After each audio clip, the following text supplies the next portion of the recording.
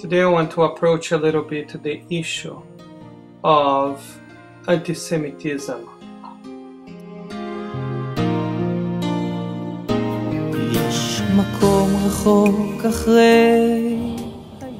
In order to talk to you about that, I'm going to show you a trip I had to Key West several years ago to a synagogue where my friend used to be the rabbi. And I have a good opportunity to visit there with the president of the synagogue. I'm the president of Congregation B'nai Zion, and what we say at the end of every service is Jews have been coming to Key West for over 150 years, and B'nai Zion has been welcoming them for over 117 years. So, welcome.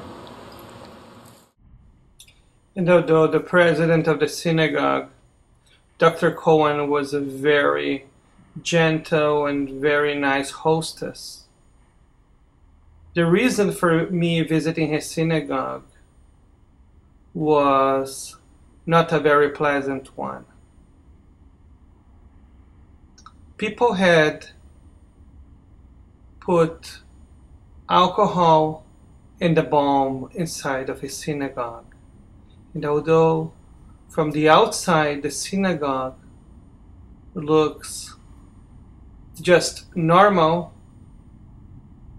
from the inside the synagogue was completely destroyed.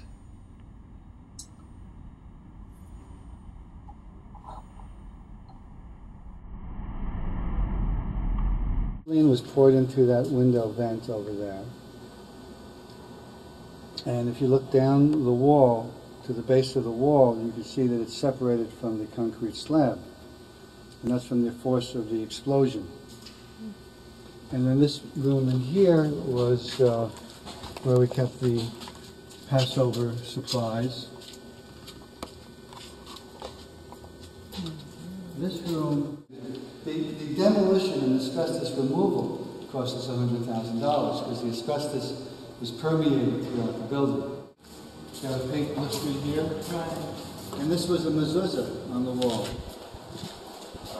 It melted from the heat.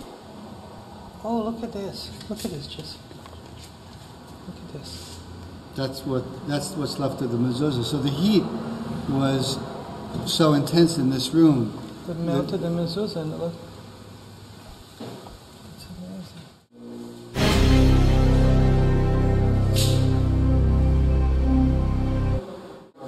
This cemetery is tremendous.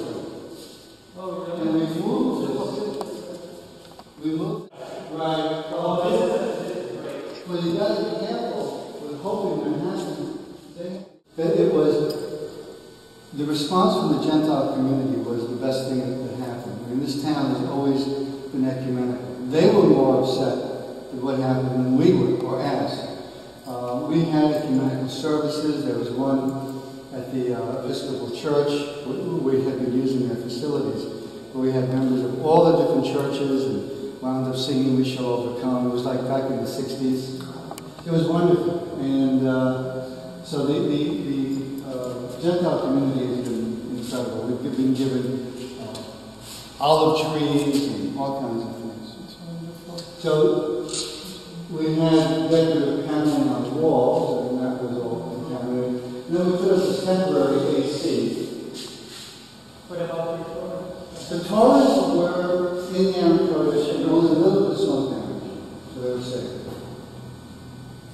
By the end of this trip, I came out with a very mixed feeling. On the one hand, it's terrible that the synagogue was a victim of arson.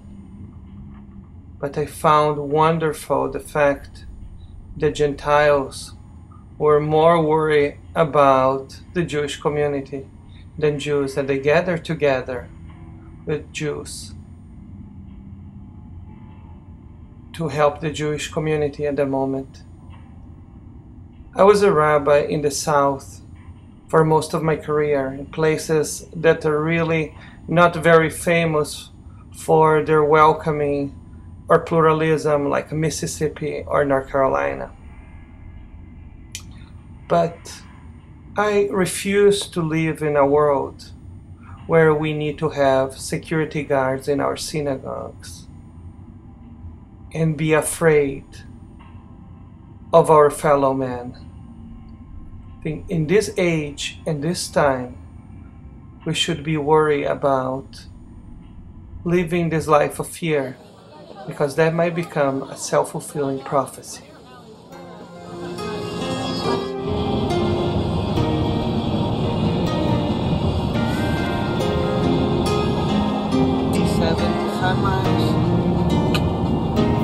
יש מקום רחוק אחרי הים, שם חול לבן הבית חם, שם השמש